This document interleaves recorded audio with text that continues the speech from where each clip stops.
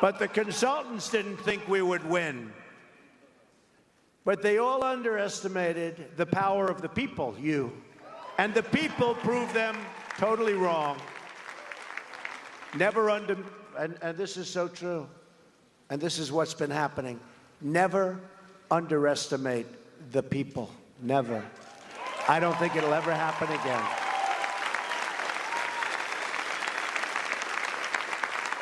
And I want you all to know that we are fighting the fake news. It's fake, phony, fake.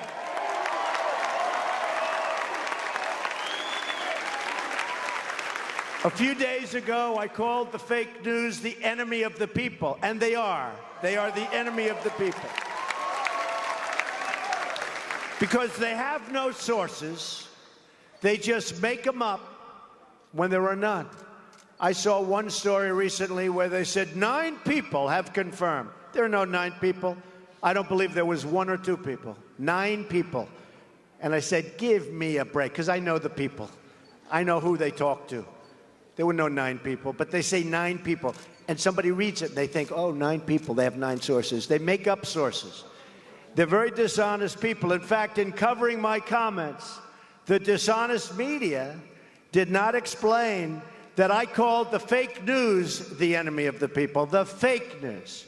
They dropped off the word fake.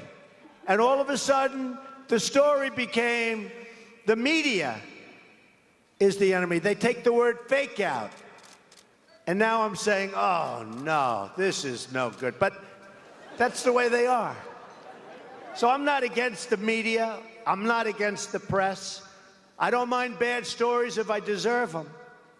And I tell you, I love good stories, but we won't.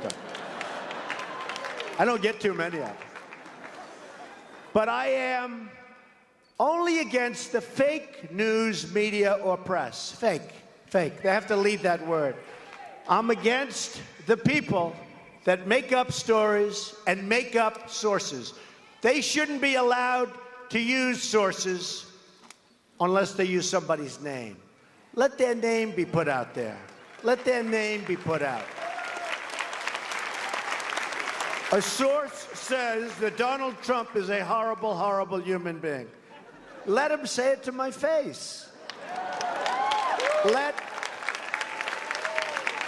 there be no more sources.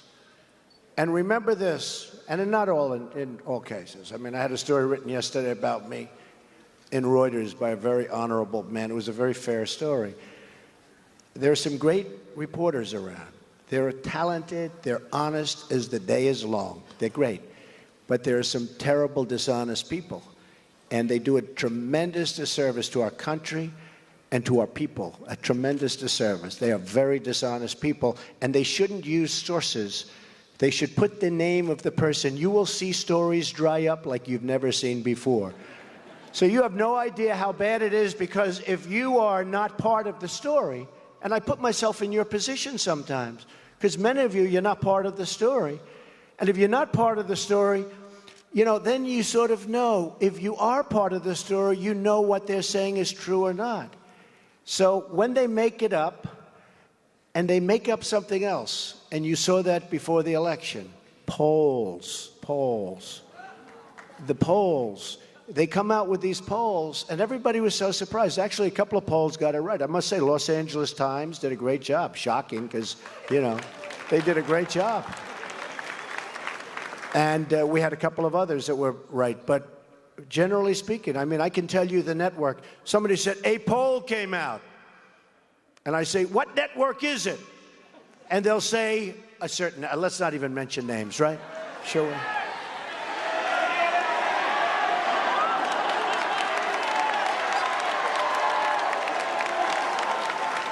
Well, you have a lot of them. Look, the Clinton News Network is one. Totally. Take a look, honestly. Take a look at their polls over the last 2 years. Now, you'd think they'd fire the pollster, right? After years and years of getting battered. But I don't know. I mean, who knows? Maybe they're just bad at polling. Or maybe they're not legit. But it's one or the other. Look at how inaccurate. Look at CBS. Look at ABC also. Look at NBC. Take a look at some of these polls. They're so bad, so inaccurate. And what that does is it creates a false narrative. It creates like this narrative that's just like, we're not going to win. And people say, oh, I love Trump, but you know, I'm not feeling great today. He can't win, so I won't go and vote. I won't go and vote. It creates a whole false deal. And we have to fight it, folks. We have to fight it. They're very smart, they're very cunning, and they're very dishonest. So just to conclude, I mean, it's a very sensitive topic, and they get upset when we expose their false stories. They say that we can't criticize their dishonest coverage because of the First Amendment. You know, they always bring up the First Amendment. And I love the First Amendment. Nobody loves it better than me. Nobody. I mean, who uses it more than I do? But the First Amendment gives all of us, it gives it to me, it gives it to you, it gives it to all Americans, the right to speak our minds freely. It gives you the right, and me the right, to criticize fake news and criticize it strongly.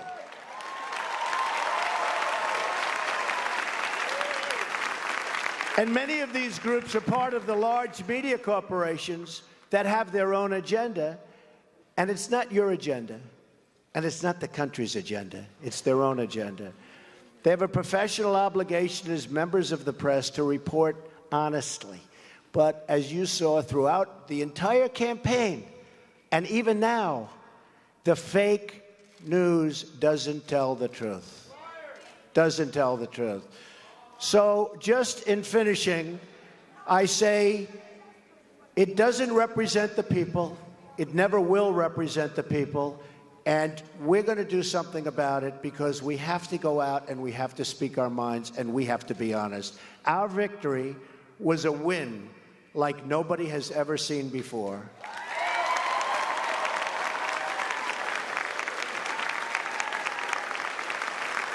And I'm here fighting for you, and I will continue to fight for you. The victory and the win was something that really was dedicated to a country and people that believe in freedom, security, and the rule of law. Our victory was a victory and a win for conservative values. And our victory was a win for everyone who believes it's time to stand up for America, to stand up for the American worker, and to stand up for the American flag. Yeah, there we should stand up. Come on. There we should stand up. Okay.